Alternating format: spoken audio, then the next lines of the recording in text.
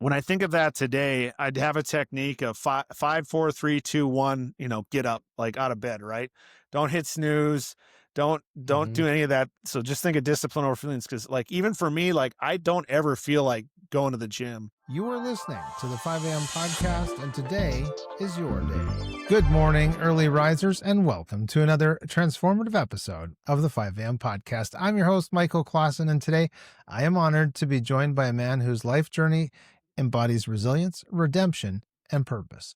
Ryan Reichert has spent nearly half a century on this planet facing and overcoming challenges that may have seemed like a mix of roadblock after pitfall, after maybe a hit and run, and so on. You get the picture. He's a retired lieutenant colonel with 23 years of military service, including airborne, ranger training, and 4 combat deployments.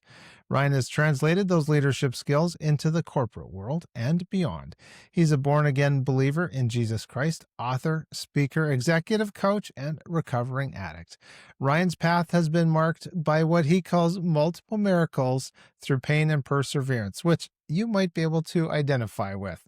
Today, Ryan is the co-founder of our Protector legendary leadership companies, where he empowers overwhelmed professionals to break free from limiting beliefs and discover their God-given purpose and pursue meaningful transformation. Now, Ryan is based in Minneapolis, Minnesota, the Twin Cities, as my grandparents used to call them. He's also a podcaster himself, co-hosting Our Healer, Our Protector, where he helps others break cycles, heal wounds, and embrace the life God has designed for them. Now, warm welcome to you, ladies and gentlemen, wherever you're listening from. I know that many are going to enjoy this conversation, so please consider sharing this with 3 of your friends. Without further ado, Ryan, thank you for joining us today on the 5 a.m. podcast. Well, thank you so much, Michael. Wouldn't be here if you guys didn't have this amazing platform. So blessed and truly grateful. Thank you so much. Well, thank you. I wanted to start then with your journey spans from like small town America to global metropolises, and then from leadership to corporate environments and through personal challenges, including addiction. What would you say has been that common thread that allowed you to not just survive, but thrive through such diverse experiences? Yeah, absolutely, Michael. I love it. For me, I always think back, like you say, from a small town, Hoople, North Dakota, extremely small farming community, northeastern North Dakota. And, I was raised Catholic. And so I didn't realize that was establishing an amazing foundation in my Mm, faith. My mother taught catechism and so forth and everything else. But to me in the time, like I couldn't see it that way. I thought of, our Lord, that, a damning God, a punishing God. And mhm, unfortunately, as I kind of traversed through life in those younger years, I was very fearful, had a lot of anxiety, was always trying to be good, do good, I guess, mhm, mhm, and I found my way. My dad's a recovering alcoholic, Vietnam veteran, and he sobered up when I was 6. So unfortunately, by the time I was 12 in 6th grade, I started drinking, be it by mm, peer pressure or whatever. But I just found myself that's when I took my first drink, and it took hold of me. Unfortunately, it was something that I probably didn't do very regularly until I injured myself my freshman year playing football in high school, and then I kind of strayed away as I wasn't in sports for about a year, and hanging out with the wrong folks, and kind of getting into that scene, yeah. and but the thread was always there, I think, in my faith practices, not knowing that the first 18 years or so was like I had to go to church, kind of thing. And I married a Lutheran, so I was like, sweet, Catholic light, less rules, which meant less church. Mhm, And my former spouse, she probably, got me to church a bit more than, I probably would have, if I was on my own volition. mhm, We had 2 girls, and, they both like, we took them to church enough to where they were, baptized, confirmed, so on and so forth. But I guess in all of it, when I sobered up, I took my last drink the 26th of November, 2023 now. It was something where the Lord was like, finally, mm, he's going to come back to me. And I've been waiting all along at this bus stop in the desert. out in the Yeah. wilderness waiting for him. And but I think those foundations were established over time and space to where, um, last year when I finally bought my first Bible, Mm. I had a little combat Bible when I was in the military, but I didn't read it very often.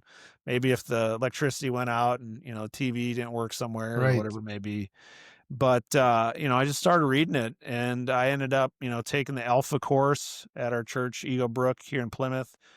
Um, where, I just kind of went back and all the things maybe I'd forgotten or didn't learn, was put in front Hmm. of me. And it was just like, all right, let's get to work. And every single day, I love it. 5 a.m. podcast here. Like Yes. that's, I call it 4 a.m. courage. So if the good Lord wakes you up, Ah, yes. at 4 a.m., it's time to get to work, which for me now is walking the dog, reading my Bible, heading to the gym or getting some laps in the pool. But sometimes it does take a push, right? Like it's just Yes. like anything else. We need to have either a friend, be like, all right, let's go to the gym, or so on and so forth. And, but yeah, in my faith journey, in life, that today now has caused me to really see, I think we kind of mentioned it before we hopped on the show. Hmm. This afternoon I'm having a tough day dealing with some old demons in my life, and I was praying. I grabbed my Bible and read a few verses, and it's interesting how that can just like calm you so quickly. As the Holy Spirit Yes. enters, yourself, and you can get back on task. And the most important thing is what we're doing right now. So I'm present again, where I wasn't That's right. present 15 minutes ago. Yes. And those words of life. And a friend of mine was messaging me this morning, thinking of the themes of rivers in the scriptures, and Psalm 1, the trees that are by the river, and Jesus talked about that wellspring of life and the rivers of life that flow out from us. And so, Christianity is a communal relationship, and when we're walking through those valleys, they might feel like the shadow of death. Let's go back into that military part of your life. What was your foundation then, and how did you work your way through the ranks with that physical and emotional pressure? Early on, because I got married like while I was still in college, I guess. So we moved to Fort Benning, and I did all the airborne ranger Mm-hmm. and infantry officer basic course and so forth. I remember going to church those months, years being there. But when we went to our first duty station, Schofield Barracks, Hawaii, we trained, and I want to say we did go to church for a bit. But I remember in Afghanistan, it was the first deployment, and we um, we were doing an aerial reaction force mission. So I had a few helicopters with my guys with me, and we heard over the radio that one of our convoys had been attacked. An improvised explosive device had Mm-hmm. taken out one of the vehicles. And so we were the closest, basically, we could turn ourselves into a medevac and pick the guys up. And I remember when we got there and the vehicle was on fire and everything. And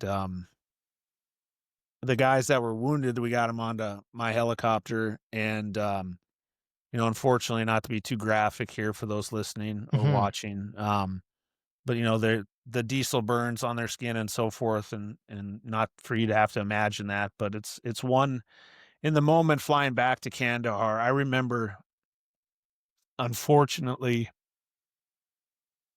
cursing the Lord. Yeah. Why? And I suppose I was 24 at the time. And, it's one of those where, thank goodness the Lord, though, was there to protect those men, because by us Mm-hmm. being where we're at, picking them up and flying them as fast as a UH-60 can possibly travel Yes. without falling apart, Right. they were able to make it back to Kandahar and receive the treatment they needed and are alive today, Yes. which is amazing and it's a blessing in itself. But I don't know after that, like, what did I carry in my heart and in my soul? I mean, I know that I was built to be part of heaven's army, Mm-hmm. as a soldier, as a warrior here on earth.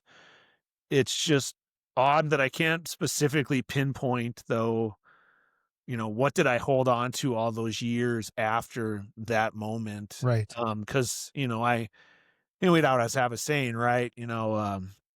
work hard, play harder kind of thing. And Yes. so, when we get home, obviously from a year long deployment or whatever, it was pretty much debauchery at its finest. Unfortunately, with what we would do, and while we were home training, on the weekends and so forth, or leave, Hmm. a lot of time you would, let loose. And yeah, I mean, I know when we had the girls, things maybe changed a little bit. I mean, I was in a training environment when we had our first daughter, Lauren, who she's amazing. She's a sophomore in college today. Super, super proud of her. And then when we had Annabelle, just a short 20 months later, sort of like Irish twins. She's a senior in high school. So amazing. Just full of, she's the one that, we were talking about Charlie, Hmm. before, we hopped on, and, this kid can debate and talk, and just to see these two kids today, because no matter how far away we've gotten away from the Lord, when I sobered up, like I said earlier, and I started going Hmm. to church, I started reading my Bible, started the podcast, all these things from afar, as the father, the girls could still see it. Hmm. And so in that, no matter how far we get away from him, like, just do the next right best thing. And today, actually yesterday, I was invited to church with my oldest daughter, and then I was like, well, why don't we invite Boo? Annabelle's nickname is Boo, and so yeah, all of us were there at church. It was amazing, and it was like one of those like blessings. Like if you're ever gonna script like the Yeah. greatest, redemption that you talked about earlier. I've had Hmm. many redeeming moments over the last 22 months. But like to go to church with your children and then to break bread with them afterwards and laugh and talk Hmm. is, just to think of that moment, say 25 years ago in Afghanistan, Yeah. where, I drew my sword against the Lord for what had happened in those moments. Yeah. He's forgiven me ever since, knowing that, just my humanness, Yeah. in time, I say, just give me time, Thanks for watching the show. Just a reminder that you can get all of our resources, other episodes, and read our blog posts at 5ampodcast.com. 5am Podcast is brought to you in part by mkci.ca, a certified member of the Autodesk Developer Network. MKCI helps companies maximize their AutoCAD, Inventor, Navisworks, and other design software investments. Their innovative products like the CommandSys script editor and the Clash Management Suite will streamline your workflow and boost your productivity. Visit mkci.ca today to discover how they can enhance your competitive CAD advantage. That's mkci.ca. Thank you for your support of 5am Podcast. There's just a lot to unpack in this hour as we talk about your life and your experience. And did growing up with your father, who was a veteran of the Vietnam War, did you hear him talk much about his military experience? No, I mean, he would, was part of the VFW and the Legion, and he'd be part of Hmm. the Color Guard and so forth. And, Veterans Day and Memorial Day, he'd be out in uniform at the cemetery in town and so forth. But not until I got back from that first Afghanistan deployment did he ever talk about his time in Vietnam and in the service. And, Hmm. it was finally like we had both been, baptized by fire at that point. It was okay to talk about it. And, yeah, I mean, the stuff that, he was 18 when he went through everything. I was 24, had been Hmm. to college, I was a platoon leader. I had 30 guys that were protecting me, kind of thing. So, um, what I brought home wasn't nearly, what he had to go through in his year Yeah, and so right. forth. Yeah. With you being a leader on the battlefield, and like the story that you just told us about flying in the Huey, which I know some pilots have talked to me that it's like flying a dump truck in the sky. Yeah. Which I'm sure if there's any Huey pilots, you will probably agree with that. But Right. Ryan's shaking, nodding his head in agreement. But there's a lot of souls on board. Let's say as we're talking about, and you gave us this really impactful story of people who were on a path to a mission, and as you were saying, you had men who looked up to you. Can you talk a little bit about that relationship of you as the leader of these men, their relationship with you, kind of their expectation of you as the leader and your expectation of them as your subordinates? Yeah, this is something I coach today, and it's really interesting. It's the leadership through kindness and empathy. Mm, And I certainly had moments there where I probably wasn't a kind and empathetic leader. Where it's just like you got to get the job done, and I got it. You don't like it, and I don't care. But today I would look at it from as I reflect. I retired as a yes. lieutenant colonel, so I was a long way away from soldier on the ground by the time, my time was up. And then in corporate leadership, the same way, you get very far removed from those who are executing the tasks that make it all go round. And I guess where I'm going with this is to really understand like who is working for you and who do you work for, Mm, and all that, and really getting to know, those men or women in your division, unit. I'm mhm. just trying to think of other terms, Yes. program. So it coincides here with anyone that's, in corporate America or, even in a restaurant, with the staff, if you're a manager and so on and so forth, or if you're a lead, I'm trying to think of like if chefs and you got sous chef and then Yes. you got line chef and so on and so forth. Just thinking through it and like, do you really know who you spend 8, 10, 12 hours a day with? I mean, for me, it was, for a 1 year period, 24/7 with, guys and some Yeah. gals towards the end of my career, where we had women in the infantry. And you just take the time. Like when you look at your schedule, this is something that I got very good at it, especially probably halfway through my career through the last 10 years, because I realized it was way more important. Um, was that individual one-on-one time, once a month or whatever your cadence looked like. Mhm. But for me, it was, really breaking down like, what were their goals? What were their dreams? Like, what's their aspirations, for the next 3 to 5 years, 5 to 10 years, and I got it. Like, I don't know what I'm doing tomorrow sometimes, Yes. but like you can ask the question from somebody else because like they have goals, they have dreams, like they have a history with their family. They have so many things that I've learned this with the kids too, is ask questions. Don't task, ask. And it's Yes. amazing how you can just like the conversations yesterday that I had with the girls and Mhm. just like continuing to ask them questions, like, hey, what's coming up this week? What are you looking forward to? What are you not looking forward to? Like, let's talk about Yes. some of those fears because I guarantee I've been through it. I might be going through it right now, even. Yeah. And, those are the times to me where, you know, just like before we started and no one got to Mhm. see it, but we prayed. And to me today, that's so special. And I pray out loud. And I just want to tell a little story here. It's across Yes. the street, the apartment I live in today. But this corner that every time Lisa, my partner, who I co-host the Our Healer, Our Protector podcast with, we always pray when we're at this corner out loud because something I'll probably do it after the show because of some of the stuff that happened earlier today and yesterday.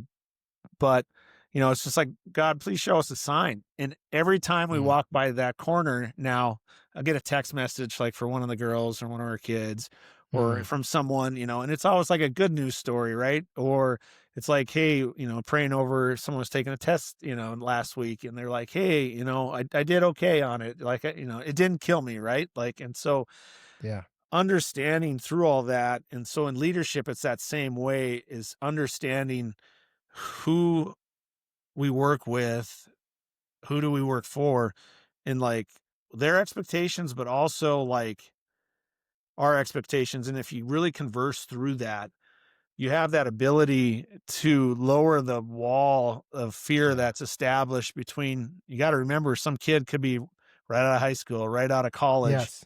This is their first job. Like, whatever it looks like, you have no idea. They have no money in their account and they don't get paid for Yes. 2 weeks, but they got this new job and like they're like, "Hey, I'm gonna be making like $4,000 a month. I've never had, $4 like in my wallet." And what does that do? And so just always look at yourself as is being that leader to Yeah. like be that good teacher, I guess, but only through listening and asking questions can we become that leader that Yeah. then they'll do it. I mean, then they'll give you 110% no matter what because they're not so wrapped up in their head with all those fears and the things that I read an article last week and it said like notifications on your phone when it like Yes. dings or you have your and it said it takes the average person 23 minutes if they're in focused execution and something like that happens, 23 minutes to get back on task.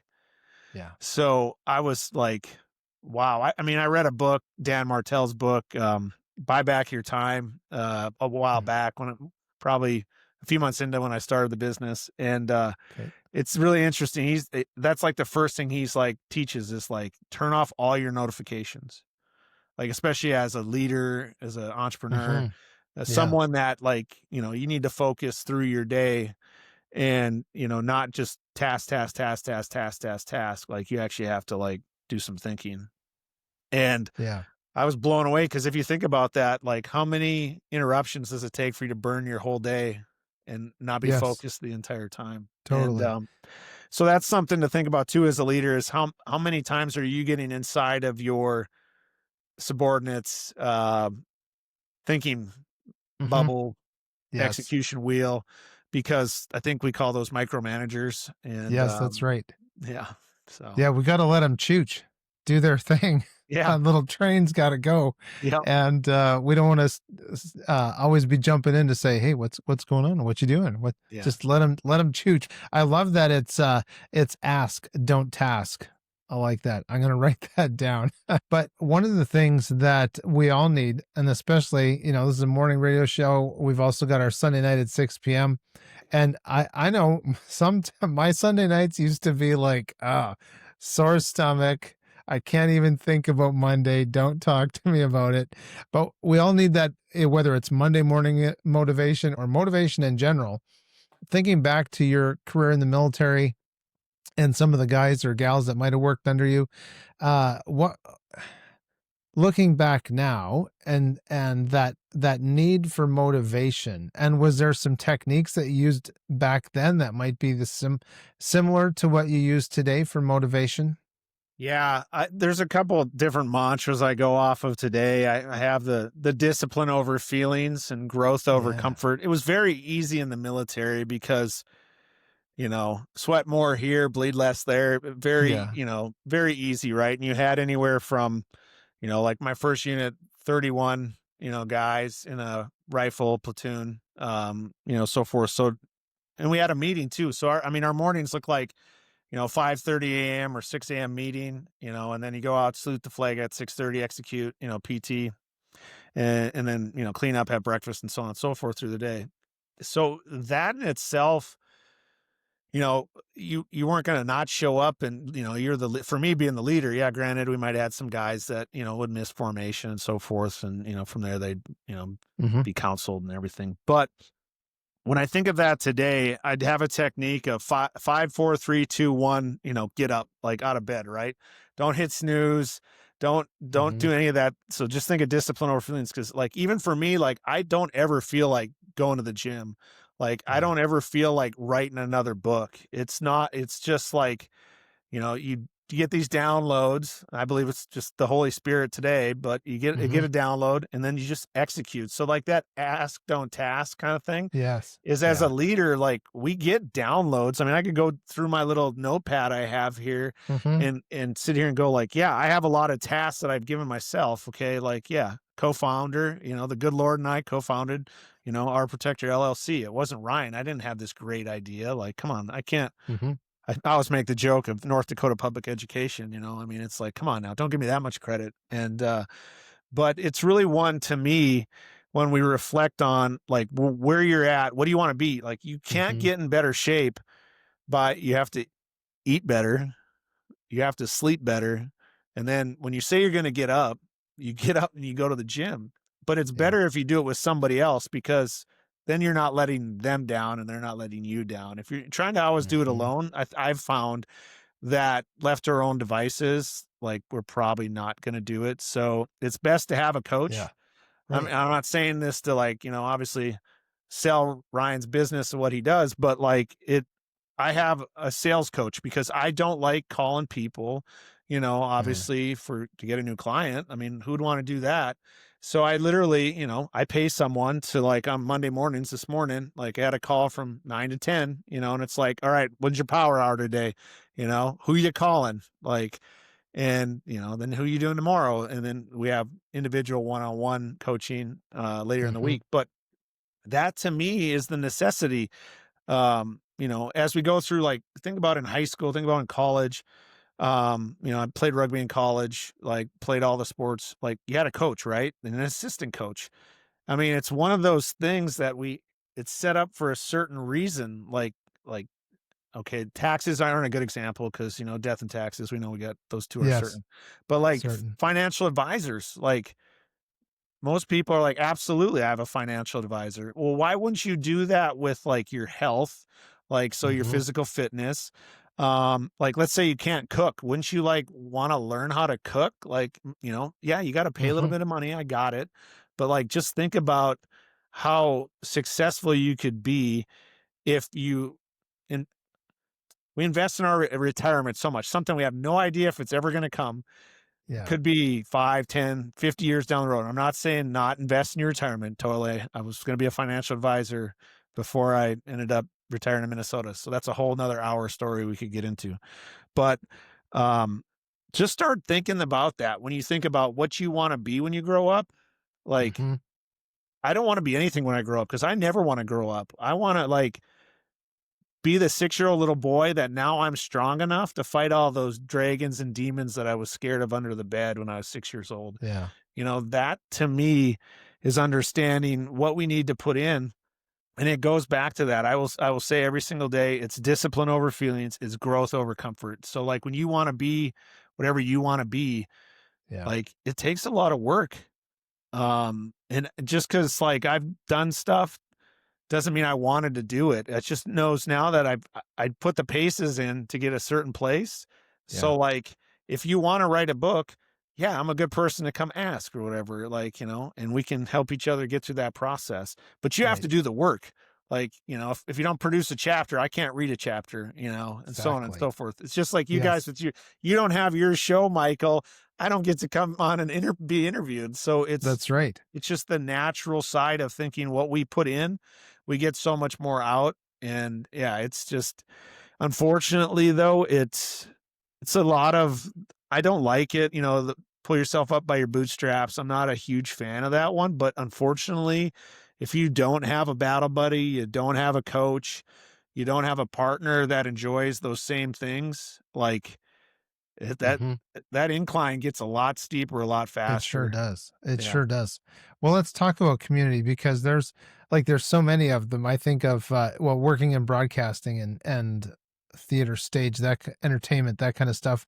Yeah. A lot of people may have been or needed Alcoholics Anonymous or NA, and so that's one community. Church, of course, is another. Or you mentioned the Legion, and those kinds of things, and even that partnership of who we align with as I've talked about here before on 5 a.m. podcast, we always head in direction of our friends. If you're crossing an intersection and with your and you're walking with friends, you're all headed in the same direction. And if one of you sees a shiny object or something like that, is like, oh, I'm going over there. Well, that person might turn around, do a little U-turn in the crosswalk, but he's no longer with his unity, he's no longer with his friends. And we might not I don't, take what you will from that little illustration. But Ryan, can you talk about maybe some of the people that came alongside you or left your side and those good and bad things about community? Yeah, absolutely. I mean, I can go way back. I mean, it's one, you show me your circle, I'll show you your level of success. And, Yeah. that's the thing. If you're in units ever where maybe you had a leader that did drink more, or Hmm. condoned, like every year we have like a military ball, you kind of like, it's that mirroring aspect for all of us. We pull our little personal Hmm. mirror out that I like to say, and take a good Yep. look in it. Like, it's like, what type of example are you setting? And, granted, we're all adults for the most part, probably here listening. And, Yeah. but it's like, what type of example do we set, now as adults? And for me, it truly is like my old circles that I used to run with. It was always like you just need to have one person that drinks maybe a little bit more than you do, does a little bit more, I mean, I'll say it, like, it was terrible, like, I went to strip clubs. I did drugs. Like, I did it all, but I was always able to be like, well, so and so does way more drugs than I do, like, so Hmm. it's okay, kind of thing. And today, when I look at my circle's super small. I have massive communities and fellowship, Hmm. yeah, with the church. I volunteer Wednesday nights, 7th grade boys this year, was 6th grade boys last year at Eagle Brook. So I love that, teaching those little men on Wednesday nights. Um, I have a men's Bible study, kind of thing, which is amazing because that gets you into, I mean, you got corporate guys there, you got entrepreneurs, you got stay at home dads, like whatever Hmm. it looks like. It's just amazing just to have that breadth in that circle. And then every Friday we're just talking about the Lord and just, worship. It's just, it's so good. When I think about that. And then, yeah, I still go to Alcoholics Anonymous meetings. I still have, one of them. It's also known as the God Squad. I won't say specifically who they are, but the whole Right. anonymous thing. But we are the God Squad, and it's pretty special. And then there's another group that I attend regularly. But those things are super important. And I also think about like being part of like working with Bravo Zulu House, which is like the first all veteran sober house, and it started here in Minnesota in Wow. Winnebago, 2 hours south of Minneapolis. And you just when you're part of these things that are just like for the good and you get yourself away from them. And I'm not saying if you drink, it's bad. I mean, there's plenty of people out there that can have one or two drinks. Hmm. I'm just not one of them.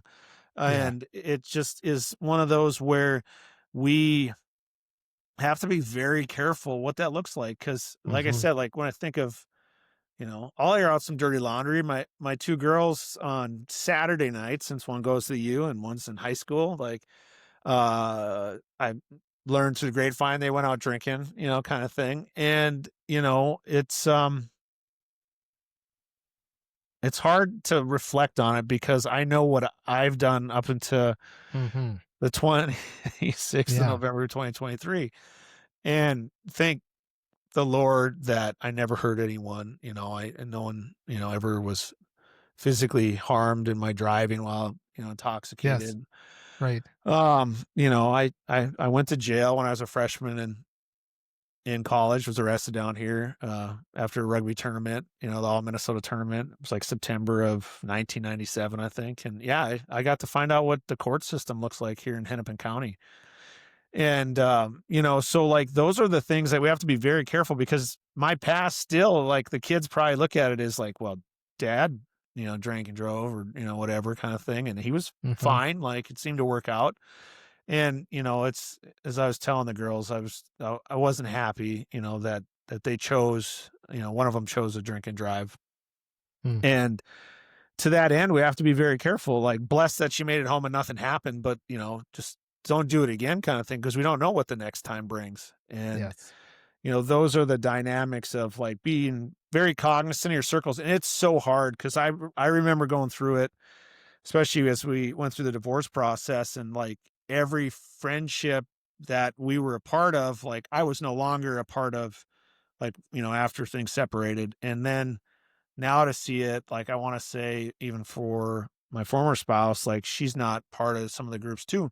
And I suspect just in general, like as a conglomeration of these groups, like all of us together, Hmm. not good for each other in general, like it's like, hey, let's go to a country concert or whatever.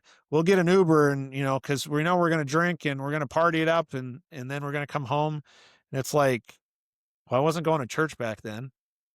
I Hmm. wasn't honoring, the Lord in such a way of all the things that he had blessed us with, all the abundance and, the things that we had and successful careers and our family was healthy and all these things that today I know, what I pray for and what I continue to wish and hope for. But I know that suffering is just part of the equation Hmm. and loss is part of the equation. So it wasn't, those friendships serve their purpose, but today I can see it from such a place where, my if my circles, we don't talk about God, Jesus Christ, and the Holy Spirit, like, I'm probably not hanging out in that circle just because I know that I unfortunately, like, that's such a huge foundation today Yeah. that the substance in our dialogue and, it's gonna be like, "All right, how the Twins do this year?" I have no idea.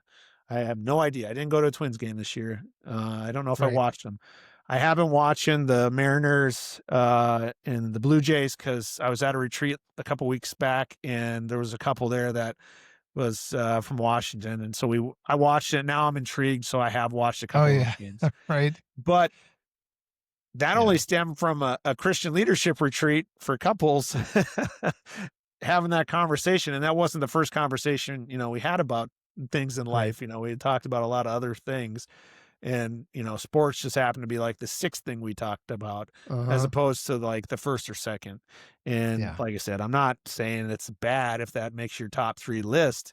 I'm just Right. saying for me today, I know that to stay in his light and to cast the light through me onto others, like, Mhm. I have to choose my circles very wisely, I guess. Yes. So, Yeah. yeah. Well, and we all do too, because we do need to be partnered with the right people. We know that we head in the same direction as the people we're surrounded by.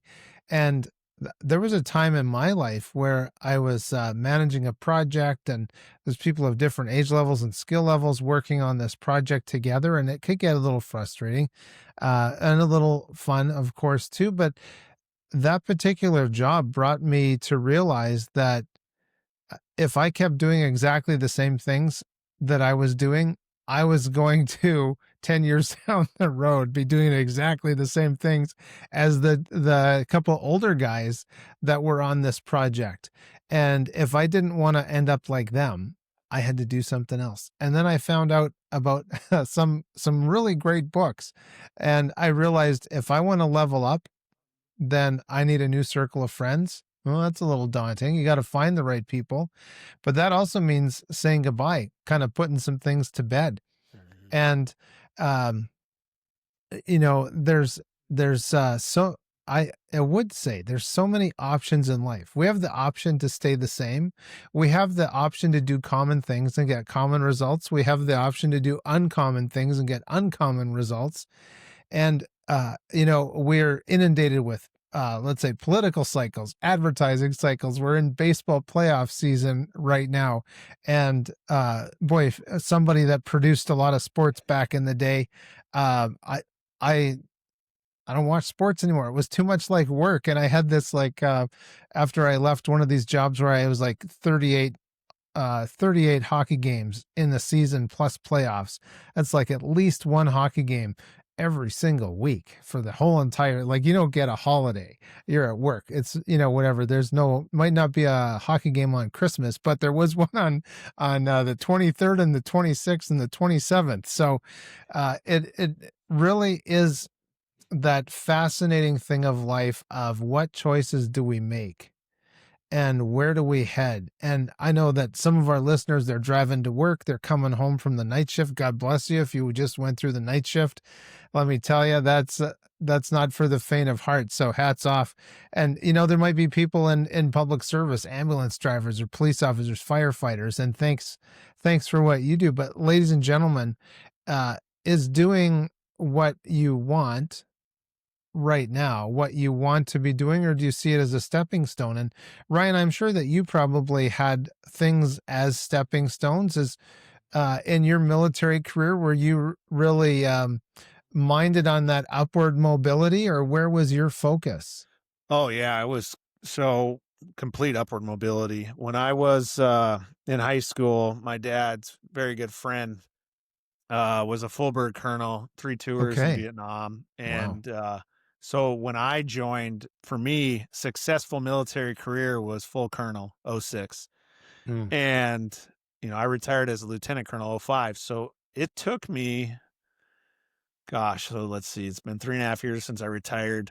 It probably took me, I don't know, maybe a year and a half ago, I finally was able to let go that I did have a successful military career. I Mm. looked at it that I failed, Mm. 23 years of, hard work, and I didn't end it at X, and I ended it at Y. And the coolest thing Yeah. about it was today I can see it as, oh, don't worry, like your full kernel moments are still ahead of you, Mm. like kind of Just in a thing. different way. And Yeah. yeah, I took a stage back in June when our first book was released, and it was so cool because the guy that was promoting everything for his summit, he had an uncle who was a full colonel. And when I was walking off the stage, he said, "Thank you, Colonel." He didn't Mm. say "Thank you, Lieutenant Colonel." I said, "Thank you, Colonel." And for us, the joke would be, you know, uh, a Lieutenant Colonel's a phone colonel because you can say, you know, "Hey, Michael, this is Colonel Reichert, from the U.S. Army, blah blah blah blah blah." Because you can leave the lieutenant colonel off. So are you a phone colonel? You're a lieutenant Yeah. colonel. And so for me, yeah, it was absolutely, as I came into things, and yeah, through schooling and certification, was an airborne ranger and went to my first infantry unit in Hawaii. And everyone's like, "Ooh, Hawaii, it must have been amazing." And I was like, "Yeah, I don't know how many. I wasn't there very many months. I spent a lot of time in Mm. Afghanistan and the National Training Center in California and stuff like that. But it was still nice. I went to the beach a Yes. couple times. Well, yeah, and you would think being stationed in Hawaii might be when they serve you steak and lobster in the mess hall. That's for the Air Possibly. Force and the Navy, I think, Yeah. kind of Yeah, thing. that's right. Yeah, that's right. Sorry, I don't want to mix up my branches, but I No, had cousins and friends in the Navy, so yeah. Well, trust me, I have a uncle who's retired captain in the Navy, and times we ever visited him at Pearl Harbor, Hickam, yeah, mm. the places we went to were they had steak and lobster and Oh crab yeah, and all that yeah, stuff. And I was like, "Come that's up to right. Schofield on the mountain. I'll take you to the mess hall. It won't look like this." Right. So But yeah, yeah. yeah, stepping stones. Yeah, it was definitely. I don't know at what point did I really. I think every 2 years it was kind of like we'll reassess if we're going to stay in the military Mm, or get out. And right. then when we did get out, like I think I was dead set on just being like, I'll retire at 59 and a half, and the risk management role that I was Yeah. in corporate America, I was like, I can just ride this out. I'm making, nice amount of money. It's cushy, it's easy. I'll just ride this out. And to think of that today, I'm like, man, that would have been so Hmm. boring. And Yes. it's one where um I think that's why I love the military so much. Like, most roles you're only in for like 12 to 18 months, maybe Mm, 24 months at most. And so like you'd get 6 months of learning, 6 months of getting it down, and then 6 months, like probably by the end of that, you're getting a little complacent and it was time to hmm. move on. Right. So for me personally, being an entrepreneur is fantastic because like it's like this morning, after some sales coaching, like I was like, oh, I'm the bookkeeper right now. Okay, cool. Like I'll take down where we're at for bookkeeping. And then it was all right, now we got to get into sales. So put the sales hat on. And now we're in the PR side of it, kind of things. And That's right. super exciting. So I think for me personally, even though I was very afraid, because my dad and his father were entrepreneurs, they had Reichert's Insurance, a little small Mm, independent insurance agency. And I was afraid of that, just seeing how in a farming community, being a business owner, he just didn't fit the mold, right? So like I hmm. think that kind of scared me out of town. And then, knowing now I had all these years of different things under my belt, it's like, okay, now it's time. I'm Right. strong enough. I'm old enough. I got so much of the good Lord in me now today. I, Hmm. I can, I can take on being an entrepreneur. So, Right. yeah. So how can people get in touch with you? Yeah, absolutely. I think the most centralized location is Our Protector Development. So that's Our. My Southern Canadian accent, a lot of people think it's Our Protector Yes. Development, but it's Our Right. Protector Development.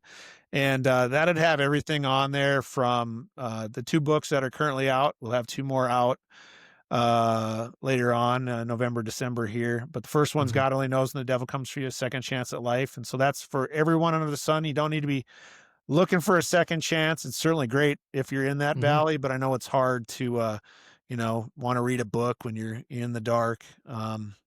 But that's a good one. The second one is the Icarus effect, the highs and lows of our emotions. We all have feelings, and I'd say this is one, especially for those of you who have sons out there, because for me, it took 45 years for me to become a man. And Mm, what I mean by that is it means that you tell the truth no matter what happens, no matter who asks it, yeah. you tell Right. the truth. And yeah, we just launched The War of Purpose Built to Break. It's an online course. It does have coaching options with it. And what I love about that is like we're all gonna face something in our life that breaks us. And, this is something that's really tough because I have struggled with suicidal ideation and so forth. Hmm. And, we lose so many brothers and sisters to suicide. And basically the tools, it's an 11 module course. It's got videos and worksheets, and we're putting a workbook together for it that'll hopefully be out by the end of November.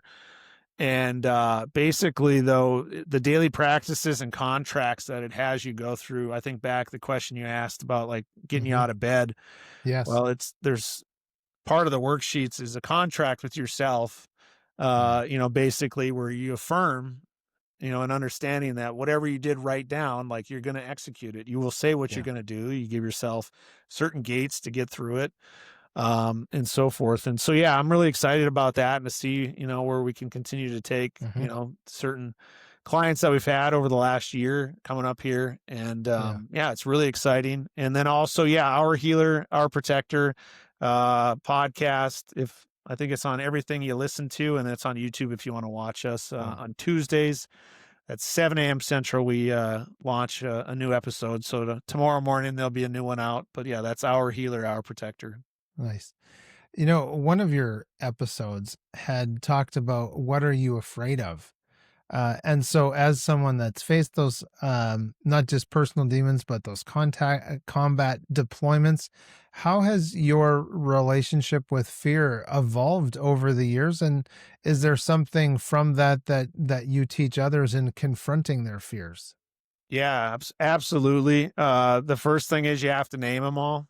Mm, And so you just yeah. can't say you're afraid of the dark. Like, Right. short story here, because I know we'll start coming up on time. But yeah, I was afraid of the dark for years. When I was 5, my babysitter let me watch Nightmare on Elm Street. Oh, So if anyone's yeah. never seen that, don't.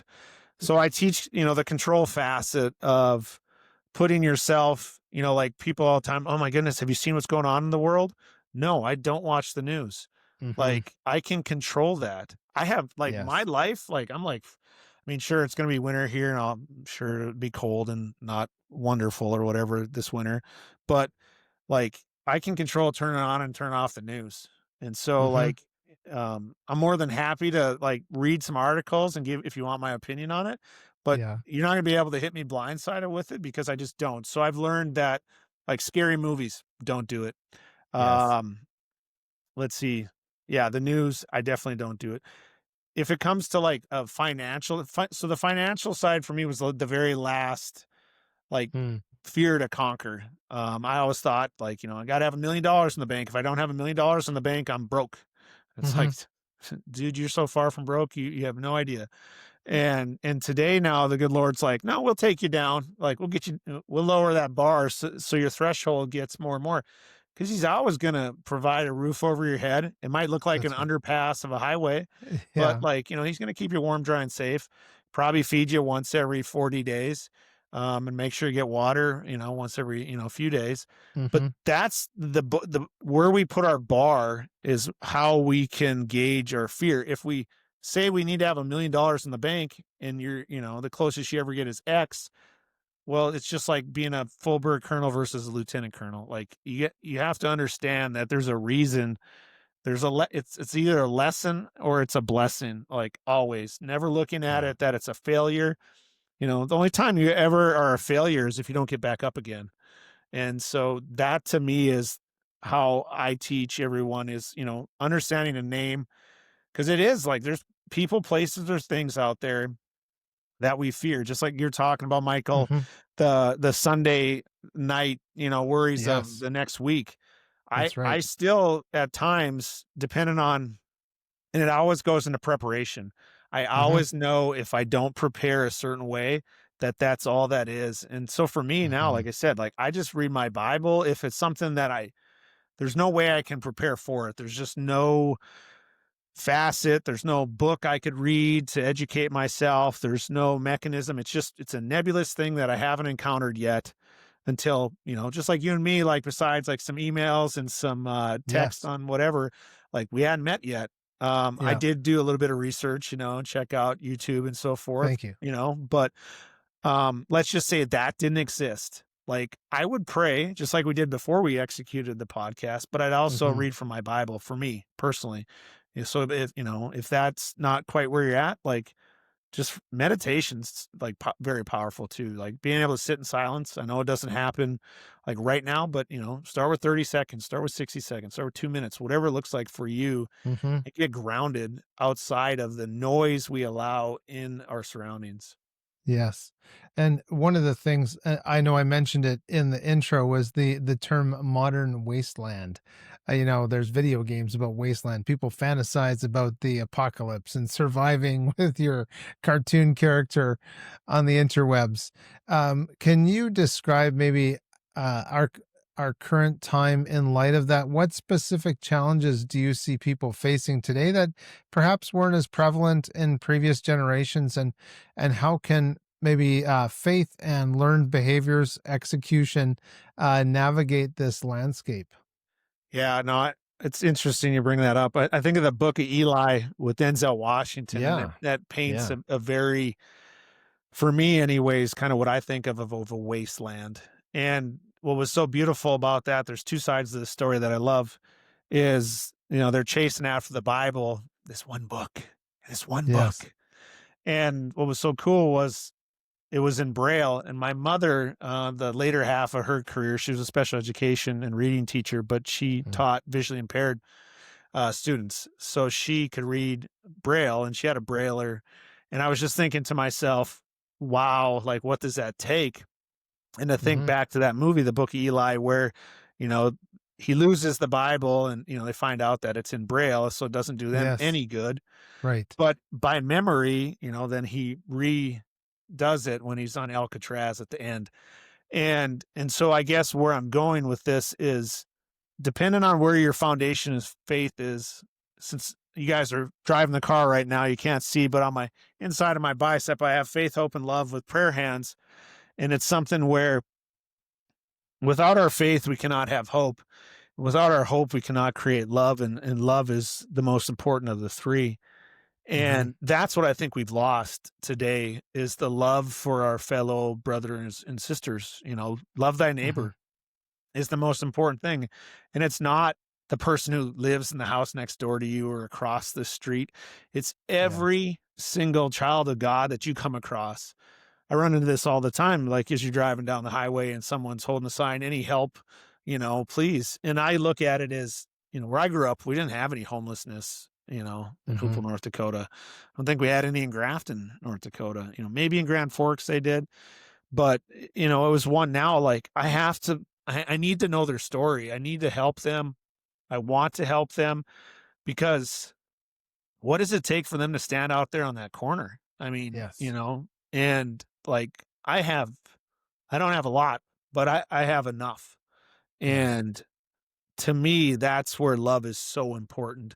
You shouldn't look at anyone any different yourself because I know, like, I was so close to being there, you know, um, but the good Lord had other plans. And so I think with our faith, like that's why it's so important. Cause I know at church, every Wednesday night, I've been getting fed for over a year and change now on Wednesday nights. I mean, like the Mhm. good Lord provides. Yeah. And, I don't know what that adds up or equals to, but I'm so grateful for everyone who volunteers their time, their Yeah. love, and, their ability to cook those meals. And then therefore for me, it saves me, I don't know, 10, Right. 15 bucks or whatever too. Right. And, I give up a few hours of my time, but what I get back is what's, like that's what fills my cup today. And service is what I understand where, you know, I had it all and I was Mhm. empty. And Right. today I have so much less, but I'm so much fuller. And Yeah. that's to me what it's all about. So, Yeah. Well, and that fullness comes out even just in our conversation.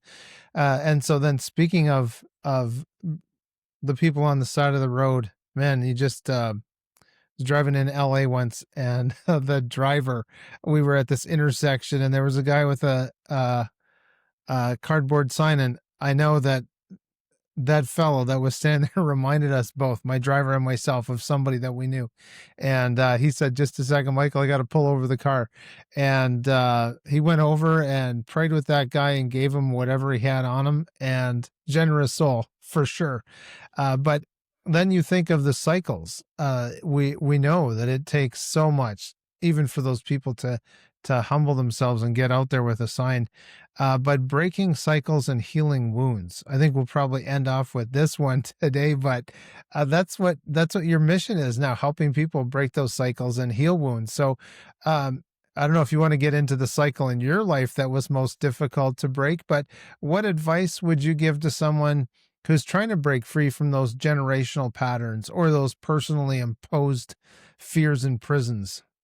Yeah, I mean, for me, I'm loyal to a fault, so, like, I'm not the best example of that because, there are places you need to get away from, and that's the one thing I would, definitely tell someone is, like, you need to remove yourself.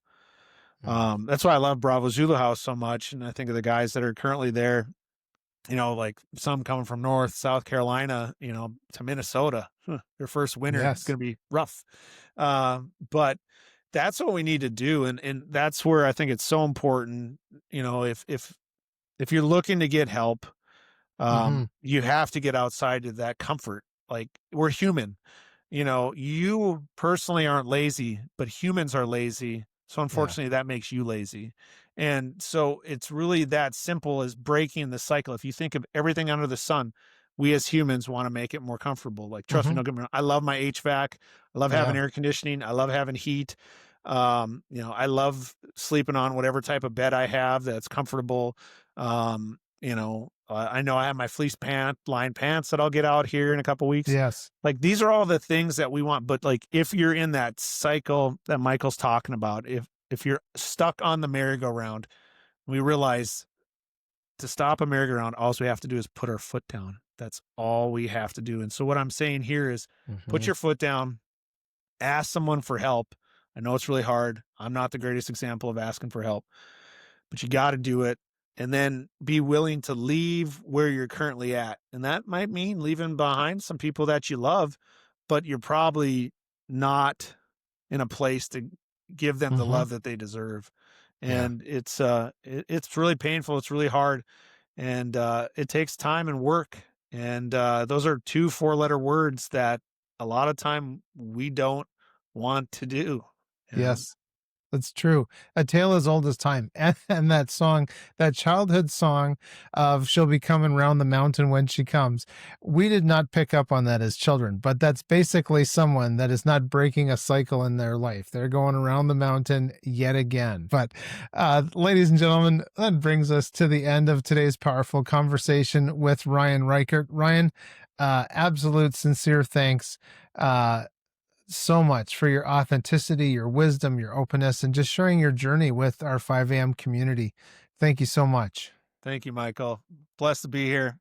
For those of you listening and you've connected with Ryan's message and you want to learn more about breaking fear of barriers or limiting beliefs and discovering your God given purpose, maybe that's new to you, but that thought's been rolling around in the brain. It's no wonder you're listening to us today. So, if you want to pursue that meaningful transformation, I encourage you to visit ourprotectordevelopment.com.